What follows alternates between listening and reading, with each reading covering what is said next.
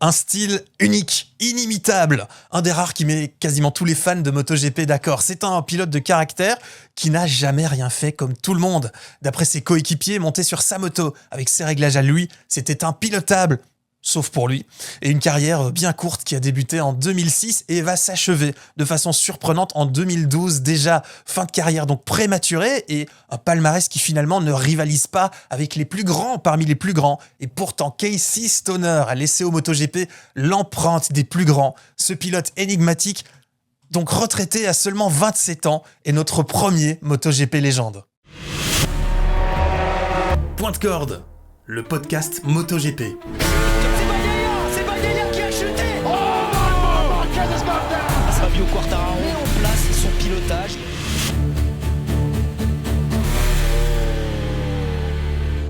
Je suis très heureux de vous retrouver pour ce tout premier MotoGP légende. Nouveau format que je vous avais promis.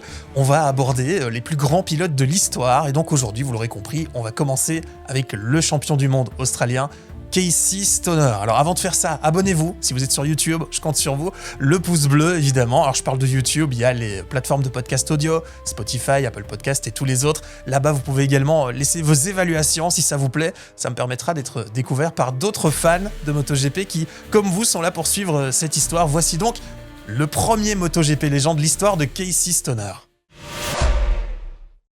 L'histoire de Casey Stoner démarre en 1985, année de sa naissance. On est en Australie et Stoner fait partie de ces pilotes qui ont grandi avec un entourage familial fan de sport moteur. Résultat, très tôt, il va se retrouver sur une moto dès l'âge de 3 ans.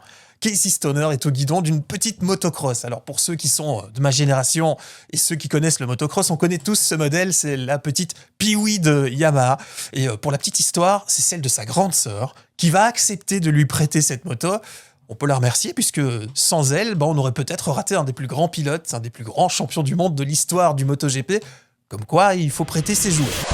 Comme tous les gamins qui ont commencé à rouler avec une 50, c'est dans son jardin que ça va se passer pour le petit Casey Stoner et sans blague, il va adorer ça. Du coup, ses parents vont chercher à le faire sortir du jardin, logique, et la première chose qu'ils vont lui faire faire, c'est du dirt track. Vous savez, où ça glisse plutôt pas mal et c'est pas étonnant, puisqu'en MotoGP, Casey sera réputé pour sa façon de faire glisser la moto beaucoup plus tard. Bon, revenons au tout petit Casey, pour qui tout va aller très vite.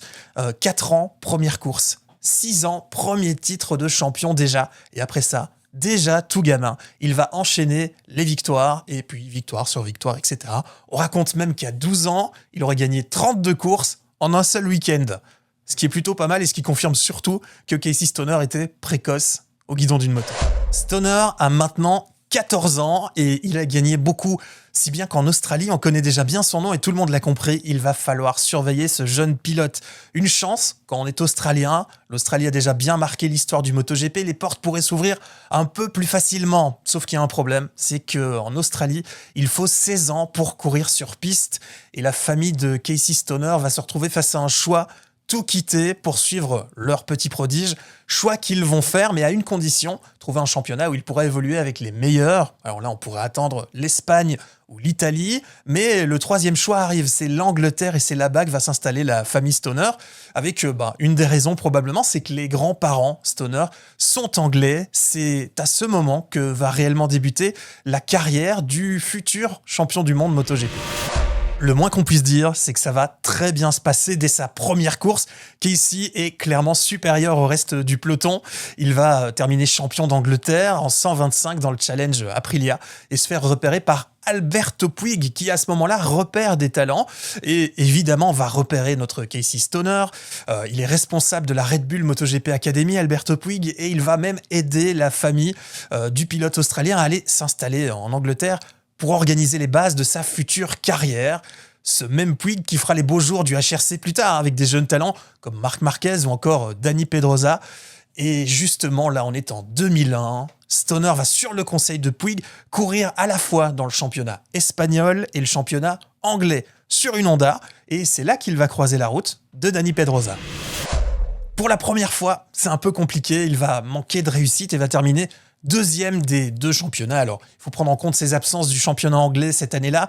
On peut imaginer qu'il l'aurait remporté, mais peu importe, puisque finalement, sa performance, elle a été remarquée. Et à cet âge-là, c'était simplement le but, suffisamment en tout cas pour que la prochaine étape, ce soit le championnat du monde. Et nous y voilà en championnat du monde. En 2002, Casey Stoner est en championnat du monde en catégorie 250. Il n'est pas passé par la case 125. Le voilà sur une Aprilia du team LCR de Lucio Cecchinello, qui va d'ailleurs le suivre assez longtemps pour la suite de sa carrière. Et là, une fois de plus, d'ailleurs, c'est Alberto Puig qui a conseillé à LCR le choix de Stoner, conseil assez avisé. Pour la première fois, ça va se compliquer. En tout cas, la performance de Stoner sera moindre. Il va terminer le championnat à la 12e place. Beaucoup d'erreurs, de chutes, d'agressivité. On sent un pilote qui doit apprendre et qui aurait plutôt dû apprendre les bases avant de se trouver là. Et on comprend assez logiquement qu'une étape a été brûlée et pour la première fois de sa carrière. Donc, le jeune Australien fait une contre-performance. Bien qu'il reste prometteur, on va faire un choix, redescendre en 125 pour refaire les choses dans l'ordre. Et en 125, c'est toujours au guidon d'une LCR qu'on retrouve Casey Stoner. Preuve que la confiance de Lucio Cecchinello est toujours bien là. Alors d'abord sur une Aprilia en 2003, ensuite KTM en 2004, Casey va côtoyer des pilotes comme Alvaro Bautista, Andrea Dovizioso ou encore Jorge Lorenzo. Il est avec les meilleurs et il y a Pedrosa qui d'ailleurs va d'abord le surpasser. Casey Stoner lui termine 5e du championnat alors qu'il a manqué 2 courses à cause d'une blessure. Donc ça reste plutôt positif. Tellement que LCR va lui proposer de tenter à nouveau sa chance et de faire un retour dans la catégorie 250. La catégorie 250, c'est l'ancêtre de ce qu'on connaît aujourd'hui avec le Moto2. Et c'est là que va arriver Casey Stoner en 2005 avec LCR sur une Aprilia. Il a maintenant une petite expérience, il se fait les dents. Voilà, Stoner a changé, il a mûri et ça va se confirmer, il va remporter 2 courses d'affilée. Et là, on va se rendre compte que Stoner s'impose comme le rival de la star du moment dans la catégorie, un certain Dani Pedrosa, tenant du titre. Il y a également un certain Jorge Lorenzo. Donc vous voyez que la concurrence, elle est rude. Et à l'issue de la saison, c'est Dani Pedrosa qui va remporter le titre. Stoner va obtenir, lui, la 2e place. Il n'est pas champion du monde, mais personne n'est dupe. On a là un vrai talent. Il est pur et il est maintenant un pilote préparé à aller aborder le plus haut niveau. On parle bien sûr de la suite et de voir Casey Stoner en MotoGP. Et en 2006, ça y est, il l'a fait. Casey Stoner est officiellement un pilote de la catégorie reine. Le MotoGP, il a 20 ans et son équipe LCR a décidé de monter un team MotoGP parce qu'il croit en lui. Imaginez un signal extrêmement fort. Stoner va maintenant rouler sur une Honda et sera parmi les rookies de l'année. Alors rookie comme son rival, Dani Pedrosa. Lui recruté par le team officiel Honda. Alors il faut se replonger dans le contexte de l'époque. Aujourd'hui, au moment d'enregistrement, on est en 2025, Honda n'est pas la meilleure force du plateau. Mais à l'époque, Honda, c'est la machine idéale pour gagner. Donc même en étant dans une équipe satellite, Stoner le sait, il va avoir une moto compétitive. Ce qui va se confirmer dès les premières courses. Casey Stoner est la révélation. 3 courses plus tard, il est 4e du championnat, devant quand même Valentino Rossi. La suite de sa saison sera moins explosive, mais très intéressante quand même. Rossi et Hayden sont les 2 références. Ils vont dominer tout le plateau cette année-là, mais ce qui n'empêche que le bilan de cette saison est correct pour Casey Stoner. Une pole, un podium lors du Grand Prix de Turquie qu'il termine à la 2e place. Et c'est surtout la fin de saison qui va être compliquée. Il va enchaîner les erreurs à un moment où pourtant, il tente de se montrer pour peut-être obtenir une place dans un team officiel. Heureusement pour Stoner, ceux qui l'observent l'ont bien compris, il a le potentiel pour devenir un champion du monde. Et là, 2 marques vont discuter avec lui. La première à l'approcher est Yamaha. On a tendance à l'oublier. Il a d'abord été envisagé pour remplacer Colin Edwards aux côtés de la légende Valentino Rossi. Ducati va décider de l'approcher également à un moment où la marque italienne est clairement, souvenez-vous, en dessous de Honda et Yamaha. Ducati s'en sort sur certains circuits, mais la machine est un peu capricieuse et les japonaises, elles, sont fortes quasiment partout dans toutes les conditions. Le problème, c'est que Casey, lui, n'a pas très envie d'être l'équipier de Rossi. On va dire qu'il ne l'apprécie pas particulièrement à ce moment de sa carrière, à voir plus tard. Mais c'est finalement donc Ducati qui va s'octroyer les services de Casey Stoner. À savoir qu'il était pourtant un 2e choix puisque Marco Melandri a d'abord été envisagé.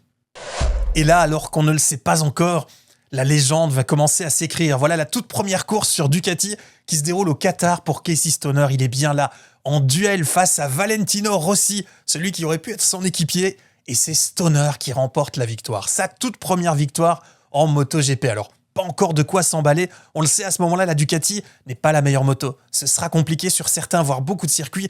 mais le signal est très bon. Et au Grand Prix suivant, ça va se confirmer, 5e place, alors que Rossi lui remporte la victoire. Sauf qu'après, Casey Stoner va donner tort aux pronostics. Victoire en Chine, victoire en Turquie. Voilà le pilote australien et sa Ducati en tête du championnat, avec une attention particulière sur sa façon de piloter. Ça ne ressemble à rien de ce qu'on a pu voir jusque-là. La Ducati fonctionne très bien avec le style de pilotage agressif de Casey Stoner.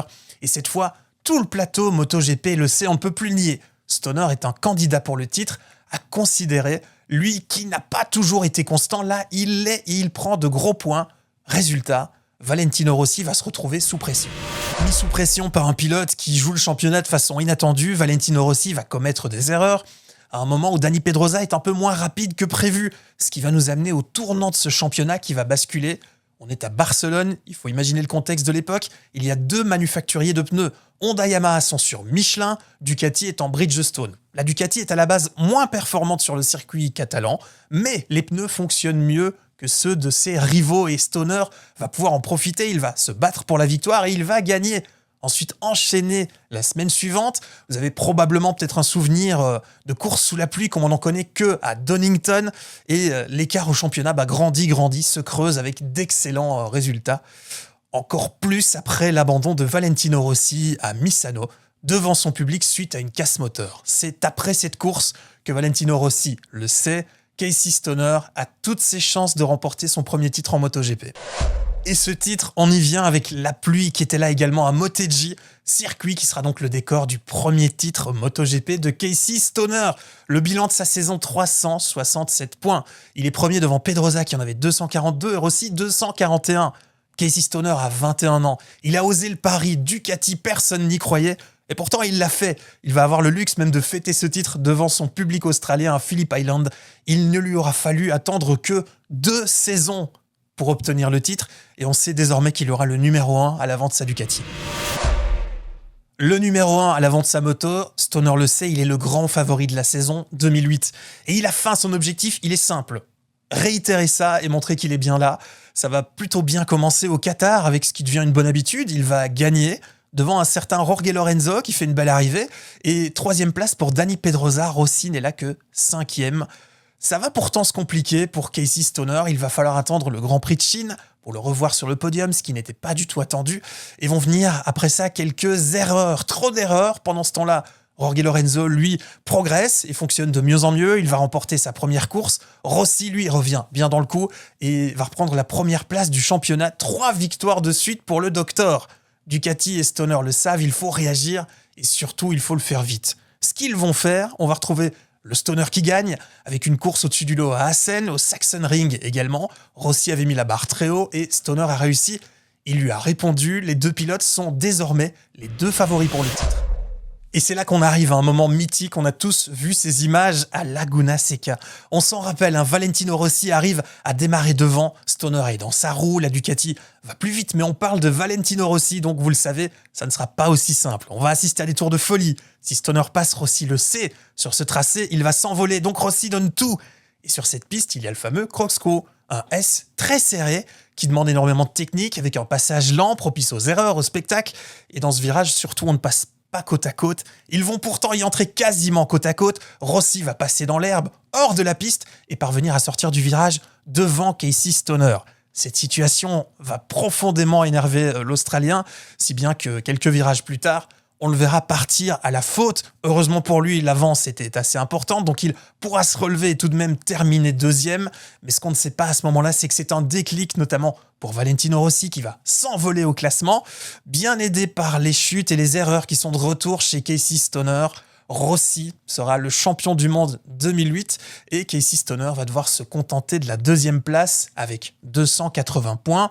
Petite consolation qui ne sert pas à grand-chose, mais jamais un pilote ayant eu autant de points n'aura pas obtenu le titre à cette époque.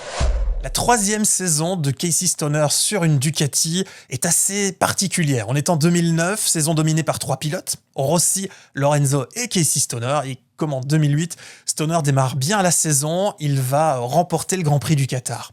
Lorenzo gagne la 2e course au Japon, Rossi s'impose ensuite à Jerez.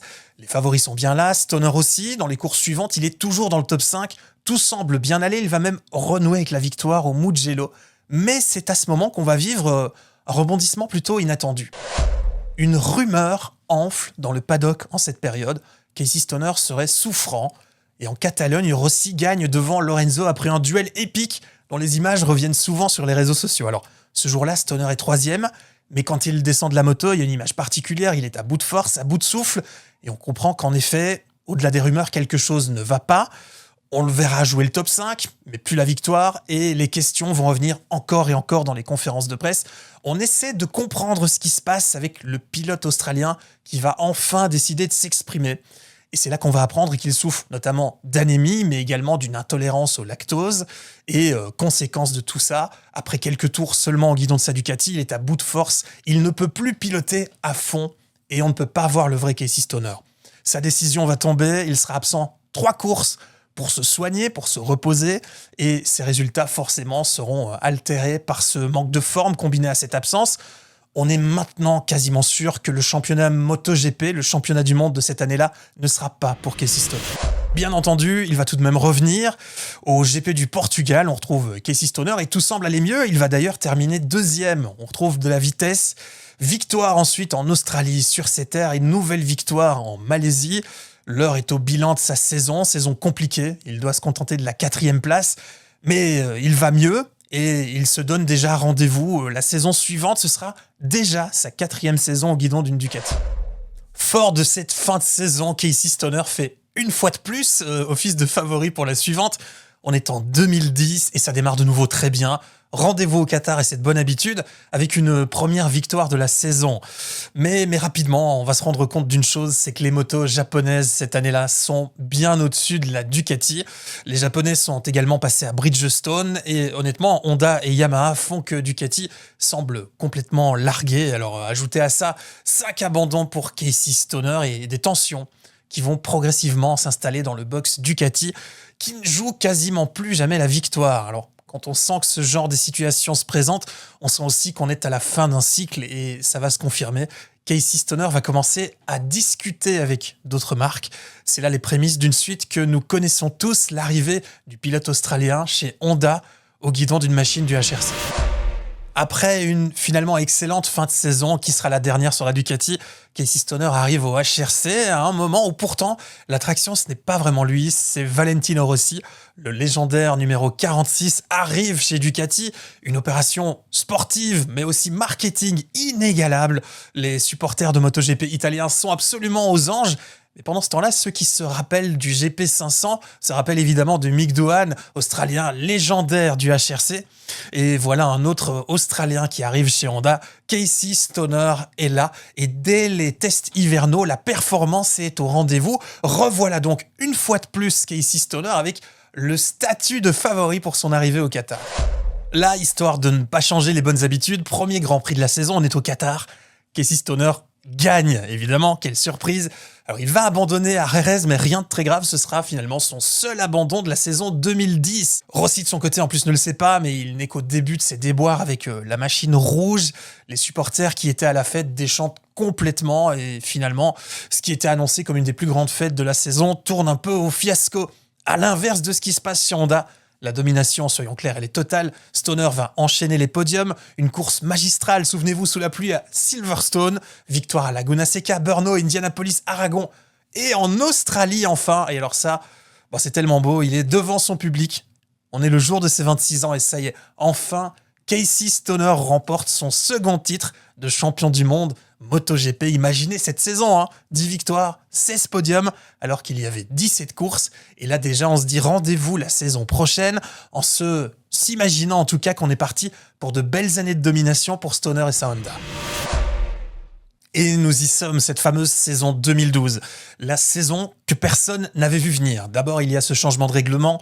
On passe à 1000 cm3. La question, est-ce qu'Honda va dominer, comme c'était le cas la saison précédente? Stoner reste évidemment le grand favori, mais la question se pose quand même, puisque potentiellement les cartes peuvent être redistribuées. Alors, cette fois, en plus, c'est comme un signe.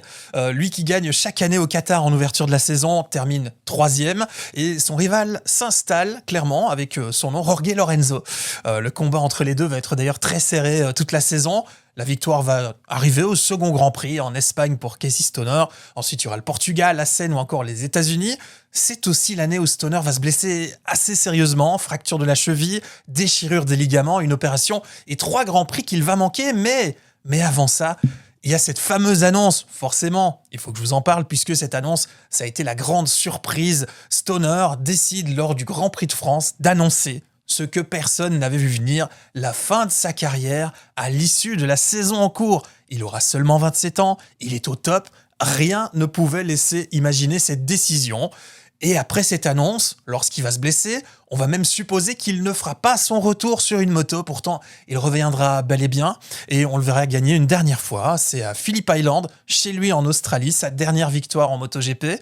Stoner terminera 3e du championnat et cette fois, ce sera officiel. Casey Stoner sera un pilote retraité. Une seule question est alors sur toutes les lèvres et c'est assez logique. Pourquoi ? Quelle est la raison de cet arrêt ? Pourquoi Casey Stoner a-t-il décidé de prendre sa retraite ? Les médias vont presser pour avoir des réponses et c'est peut-être bien là une des grandes parties du problème. La personnalité de Casey Stoner qui ne colle pas du tout avec l'univers ultra médiatisé qu'est le MotoGP et que sont les sports moteurs en général. Bon, il y a d'autres choses évidemment qui vont venir s'ajouter à ça, le fait que Casey Stoner soit devenu papa en 2012, ou encore le triste décès de Marco Simoncelli. C'est une combinaison de pistes probables qui auraient poussé cette décision. Il y a également sa santé, on a par la suite parlé de fatigue chronique. Stoner, lui de son côté, va donner une explication toute simple, il veut profiter de sa famille et aller pêcher.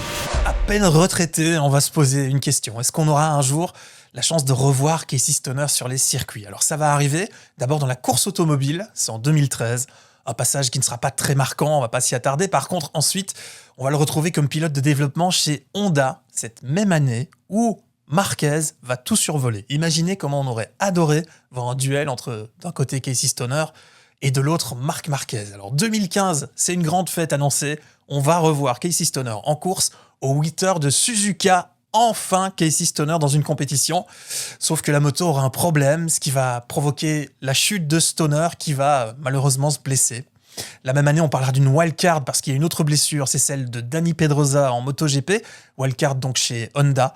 Sauf que ça ne se fera jamais et la suite pour lui, c'est en 2016. Casey Stoner deviendra pilote d'essai chez Ducati, rôle d'ailleurs qu'il va occuper jusqu'en 2018, participant d'ailleurs activement au développement de la moto qui aujourd'hui est la force dominante du plateau MotoGP. On l'entendra ensuite s'exprimer ça et là, notamment parlant de sa rivalité avec Valentino Rossi, échangeant également sur le conflit opposant Valentino Rossi et Marc Marquez. Et il a également confirmé ce qu'on savait déjà, en tout cas ce qu'on soupçonnait. Il souffre de fatigue chronique et d'anxiété, ce qui a forcément joué dans son retrait précoce.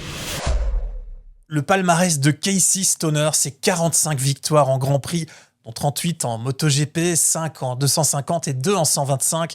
Champion du monde en 2007 sur la Ducati, champion du monde de nouveau en 2011 sur la Honda. Dieu sait si entre-temps il aurait peut-être pu encore faire mieux. Recordman du nombre de poles sur une saison en MotoGP, c'est les fameuses 12 poles de la saison 2011. Et la petite info, tiens, pour terminer, Casey Stoner qui porte le numéro 27, peut-être vous êtes-vous déjà posé la question. C'est en hommage à Alberto Puig, donc Alberto Puig, l'ancien pilote, je vous en parlais un peu plus tôt, manager notamment de Dani Pedrosa qui était le numéro 26 et Stoner de son côté a hérité du 27 puisque Puig a aidé la famille de Casey Stoner à s'installer en Angleterre. C'est également Alberto Puig qui l'avait recommandé, je vous le disais, à Lucio Cecchinello en 2002 et la suite de sa carrière, vous la connaissez, c'est le palmarès qu'on vient de citer, donc c'est un hommage plutôt mérité.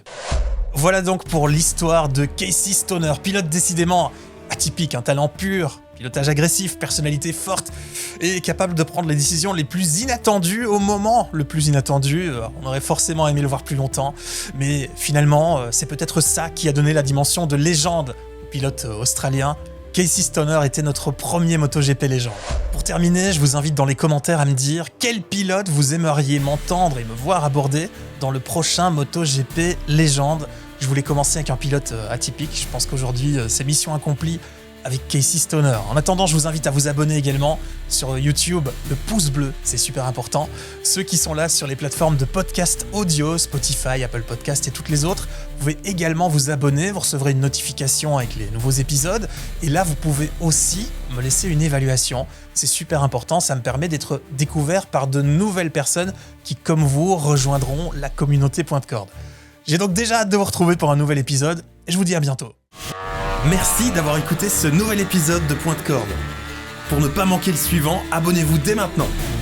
Point de Corde sur YouTube et toutes les plateformes de podcast audio. Spotify, Apple Podcast, Deezer et encore bien d'autres. Suivez également Point de Corde sur les réseaux sociaux, Instagram et Facebook.